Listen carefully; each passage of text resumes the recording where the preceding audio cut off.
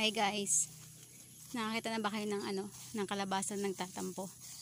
Kung wala pa, sama-sama nating tunghayan yung kalabasan namin nagtatampo. Tingnan nyo guys, oh. Kalabasan namin nagtatampo, yan siya, oh.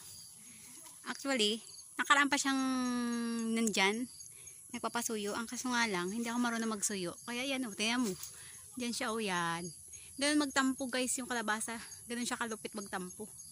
Kaya hanggang ngayon di pa siya nakababa kasi hindi pa natin nasusuyo. Oh, grabe. Mas mahirap pa ito suyuin sa mga jowa nyo dyan.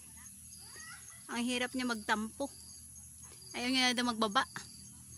Oh, di ba? Pero yung isa guys, nandito sa baba. Yan, oh. Yan. Oh, see? Di ba? Dito lang daw siya sa baba. Kasi daw hindi naman daw siya nagtatampo. So, kaya dyan na muna siya. So, akalain niyo yun guys. 'Di ba? Pag sa bukid ka lang, talim-talim ka lang sa gilid. Oh, may kalabasa na. Ulam na to guys. So, ayun pa yung isa. Oh, nagtatampo siya. Bahala siya dyan.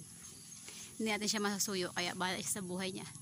Kung gusto niyang bumaba, di go. Kung hindi, di bahala siya dyan. O, di ba? Ganun siya katatag. Siguro mga isang taon yan siya dyan guys. Bago siya bababa. Kaya bayaan natin siya dyan. Bye-bye.